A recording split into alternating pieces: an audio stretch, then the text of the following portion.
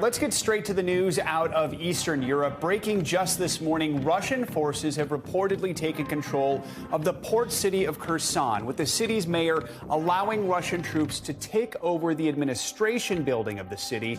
Locals there are also reporting tanks within the city limits. The wider picture, an all-out assault is being waged on 4 key cities in addition to the besieged capital of Kyiv.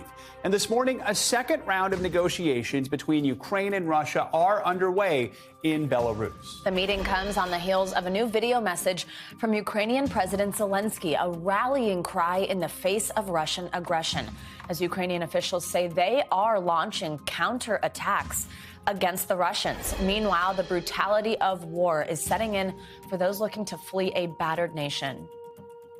Oh, I don't understand anything in politics. I just want to stop this war and that's it. The latest estimate now that some 1 million have fled from Ukraine during this week of war, fueling Europe's humanitarian crisis with no end in sight. We begin our coverage this morning with NBC News foreign correspondent Matt Bradley. He's in the western Ukrainian city of Lviv. Matt, good morning. Good to see you. So, it looks like Russia has all but made its first major capture, taking control of this southern port city, Kherson. We have not had that confirmed by the Ukrainian government, but that is what it appears as far as we can see. Now, we know there's been mixed reports from the mayor, also said that Russian forces entered the city council building and imposed curfews on the people. Are we now seeing a turning point in this conflict? How significant is this moment, and what's it like right now for people in that city?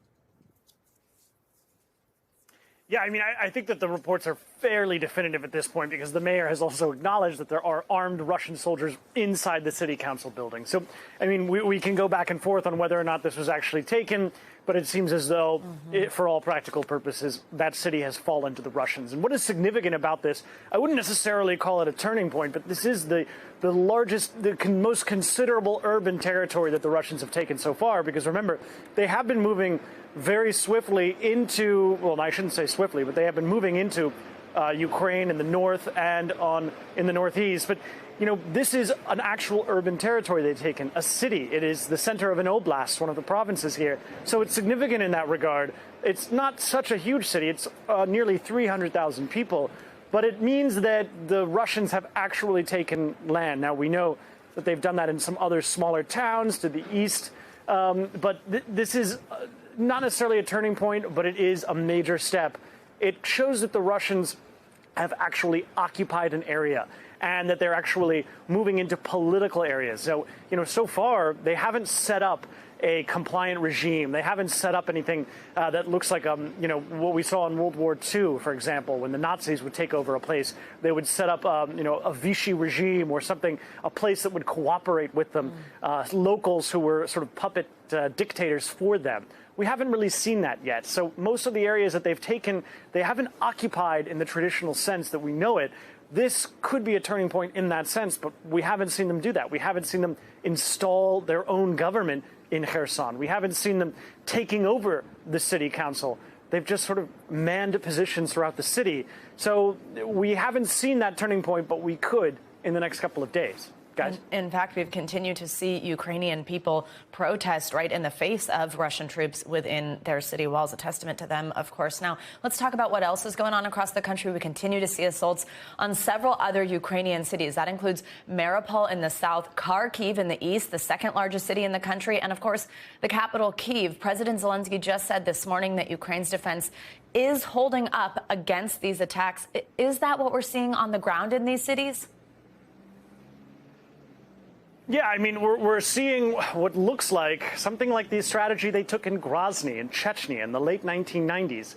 Very threatening bombardments. And this is something that the Russians, it's sort of a Russian military tradition, if you will, using artillery in order to soften their targets and then to move in with infantry and taking over. We're seeing the best example of that in Kharkiv, which is the second largest city, as you mentioned, in the northeast of the country, firing artillery into civilian areas in order to soften the resistance, and then they move in. It goes without saying that this is very taxing for the civilian population who remain in these cities.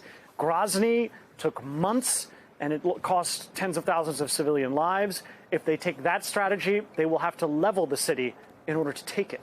Guys? Which is just, of course, something we are not hoping to see, or that the tactics change that dramatically. Now, Matt, Russian and Ukrainian negotiators are meeting again in Belarus for ceasefire talks. I mean, what do you think of this? Is there a path toward peace here? Are we getting further away from it? Are these talks really, is there hope that something substantial could come out of them? Well, nobody thinks there is, and I think that even the Ukrainian delegation doesn't think there is. The Russian delegation has some junior people, and it looks as though the Ukrainian delegation is making demands that they know that the Russians won't be able to meet, including things like reparations, full withdrawal of troops. So there's no real reason to believe that diplomacy could still work. Also, remember that in the months and weeks leading up to the actual conflict, there were multiple rounds of diplomacy involving multiple parties, third-party countries. None of that worked. And it was, there was strenuous efforts to reach a diplomatic resolution before the guns started firing off. Now that the guns are blazing, it seems even more unlikely that a diplomatic resolution could be met. And the Ukrainians, remember, feel like they're winning. Unlike before, when they were intimidated and felt as though they might be run over by the Russian military, and every Western military analyst said that the Russians were going to quickly beat the Ukrainians. Right. That reality has been overturned up on its head. So now, why would the Ukrainians agree to some sort of milksop treaty if they feel as though they're winning, if they feel as though they have the upper hand? At this point, it looks as though this could drag on and on. Guys? And again, as we said, essentially a rallying cry from the president this morning. Matt Bradley, thank you so much. Stay safe. Thanks for watching our YouTube channel. Follow today's top stories and breaking news by downloading the NBC News app.